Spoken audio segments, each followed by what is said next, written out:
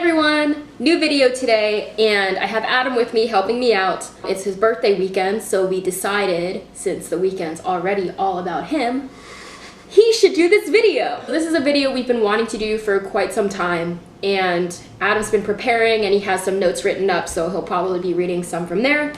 But basically, it is how living / being a supportive partner to a transracial adoptee is, and what it's like navigating life with them. Because now we're engaged and I've opened up a lot to Adam about my story, and he's seen my family dynamics, and then we're also trying to figure out how to, combine our families. He's mentioned before, I'm the first adoptee he's ever met, and it's different having to deal with adoptee dynamics and incorporating them into your family, and seeing what life is like for them as a person of color, but then also they're not usually surrounded by other people of color. So that's pretty much all the talking I'm going to do in this video, just the intro, and Adam is going to take it away.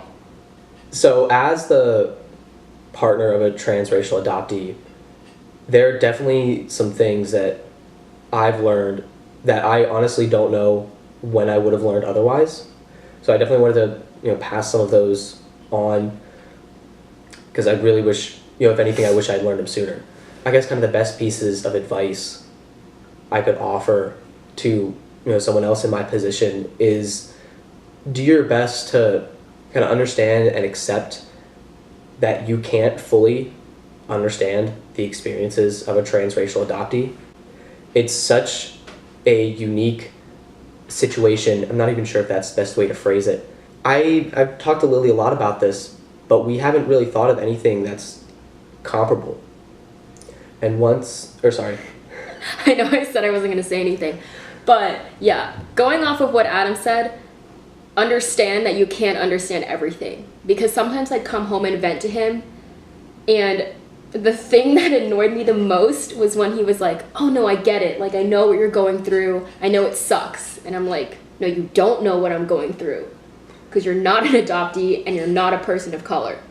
So then I started opening up to him about, hey, you can be empathetic, but you can't say I know what you're going through. And that's when he started realizing, yeah, I can't exactly relate to you. I can't exactly relate to my students of color, but I can try to be an ally for you.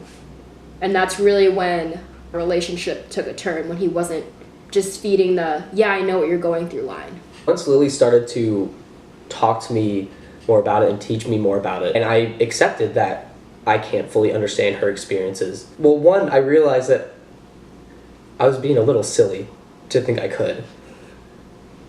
And two, it made me a lot more willing and interested in having a conversation with you about it. And when you would come home and vent, or we'd be hanging out and something happens, I immediately wanted to talk to you about it. And I don't think I would have had I not kind of accepted that I can't understand her experiences. I might have just kept thinking that, oh, I get it, she knows I get it, which was not the case. Mm-hmm. And kind of going off of that, when the conversation does open up, be willing to ask questions. Even today, sometimes I'm still a little bit uncomfortable with certain questions. Definitely not nearly as much as I was before. Along those lines, yeah, sometimes asking questions can be uncomfortable, and sometimes the person you're asking is going to get a little frustrated.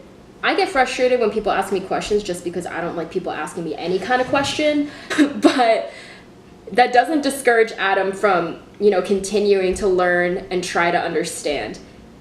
So even when I give him a snarky response or something, he's not like, man, I'm never going to ask another question about racism ever again. He's like, okay, maybe she just had a bad day, or maybe I'm just annoying her with all of my questions. So I'll just take a break, and then we'll revisit it at another time. Understand that conversations can get sensitive, and the person you're asking may seem really open about something, and then they get kind of uncomfortable. And so sometimes questions do get annoying, like, oh, why do you find this offensive? And it's like, well, there's an obvious reason why this is offensive. So even if someone starts to get a little snarky with you, it's fine. Take a break, but don't make that the reason why you stop trying to learn. Yeah, having that open conversation, I think, has been really good for us and good for me. Lily's mentioned before that she pointed out to me these Facebook groups where it's a big transracial adoptee population with an ongoing discussion. And now that I'm a part of those, a lot of our discussions are, hey, did you see this article? Or, she'll send me a link and say, hey, I think you should check this out. And then we can have a conversation about it. And, it's a serious topic, but it is enjoyable. I think it also helps because sometimes we have the conversations more focused on Adam instead of me. So it's not like, oh, tell me in detail about your latest racism encounter and how you felt about it. It's easy because Adam's a teacher, so a lot of the conversations will be more about, hey, have you read this article about how you can be an ally, and how do you think you can help your students with this kind of thing? Or, oh, if you see a student experiencing this, what do you think you could do about it? He wants to make sure that he's a good resource for students to come to and they can feel safe to have discussions with him.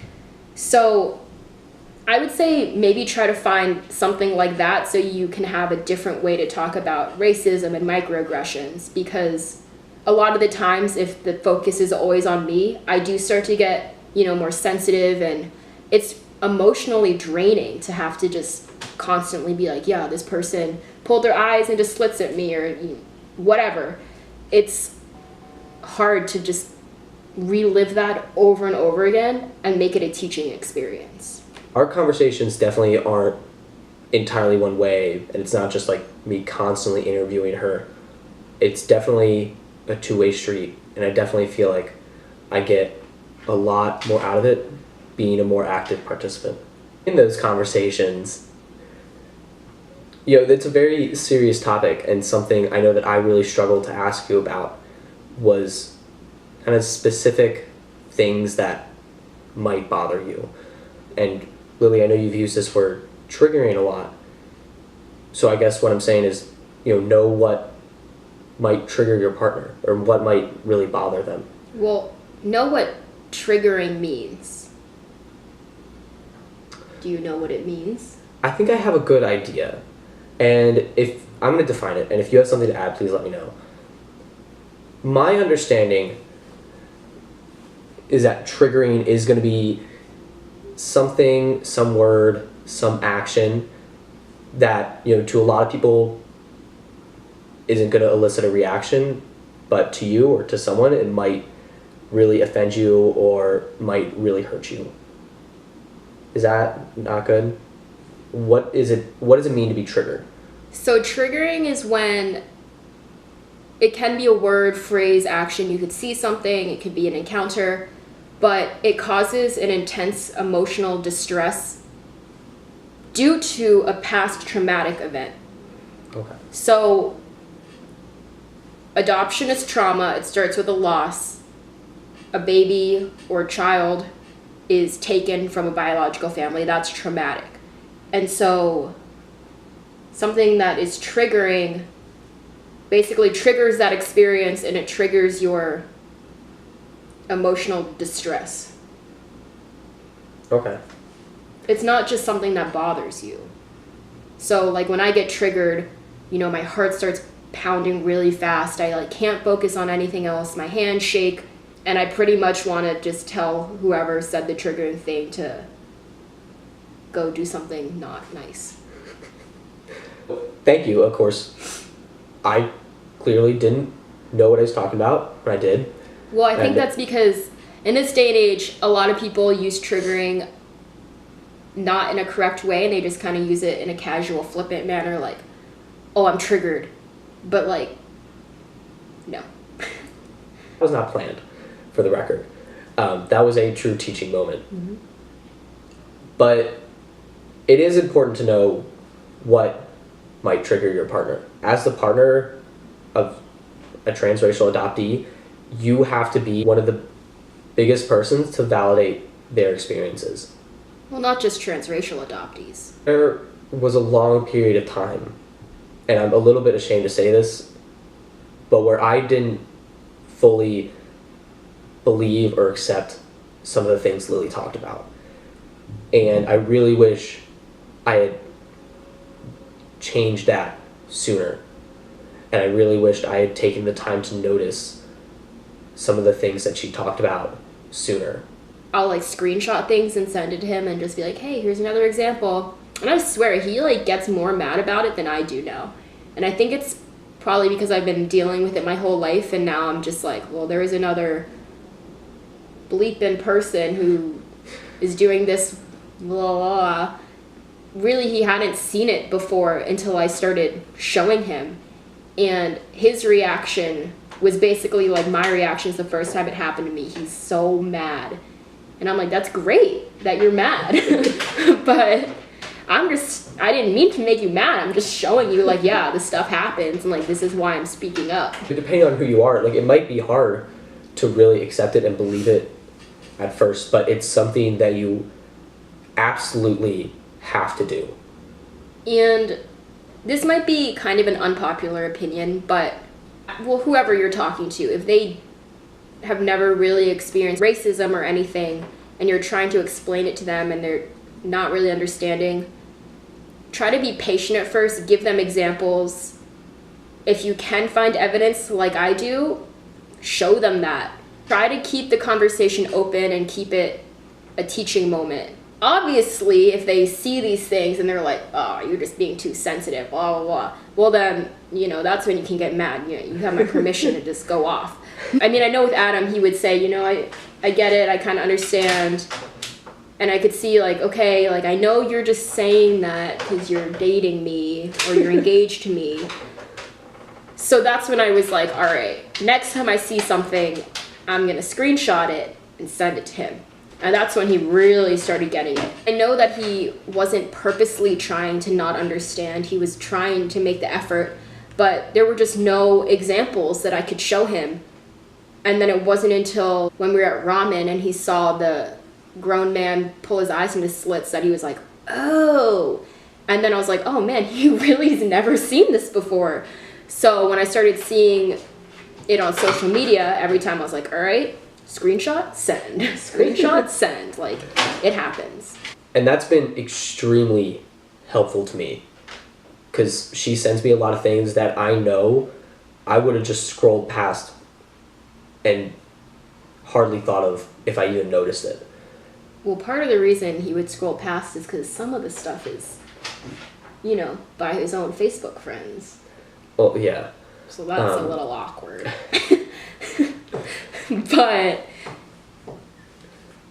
But, and I definitely still think I have a lot to learn on this, but I feel like I'm moving in the right direction. And I know Lily isn't asking me to go, you know, beat anyone up or anything like that. What she's asking me to do is just validate her experiences and believe her and be willing to have a conversation about it. Another big thing that I wish I'd learned sooner was how every adoptee's experiences are unique. Lily showed me a lot of posts and comments of people kind of bringing in, you know, their partner's experience or their child's experience and treating it as if it, you know, it's the way. That was really helpful for me, understanding that Lily's experiences were unique. And, you know, should I meet another transracial adoptee and be talking to them, I know not to assume that their experiences were like Lily's. Another big thing, in these conversations, I came across a term that I'd never really heard before. And I read about it and I looked it up as this term, privileged voices. And before I had seen some of these online communities, I'd never really seen that term before. And do you want to know why? Why? Because you're a white male and you always have the privileged voice. I entirely believe that.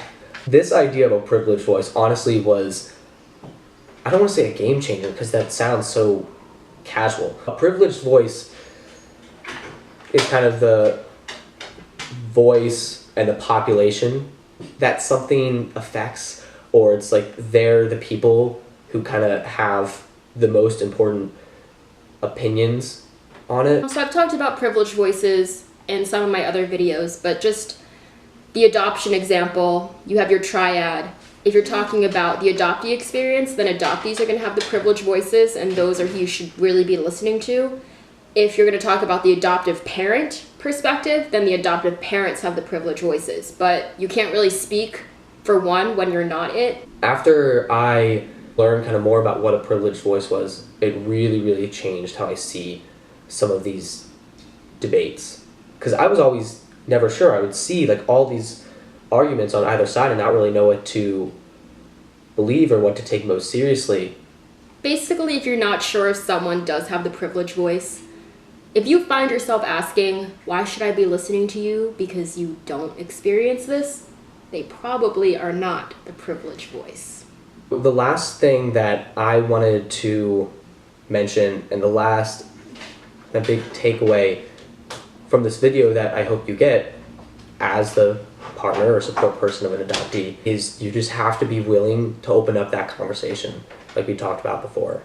So those are kind of the biggest pieces of advice I would give someone in my situation. So thanks for watching, guys. That's the video. I really tried not to talk so much, but that failed. We're definitely going to do like a part 2, maybe a part 3 and 4, because, you know, I'm always learning.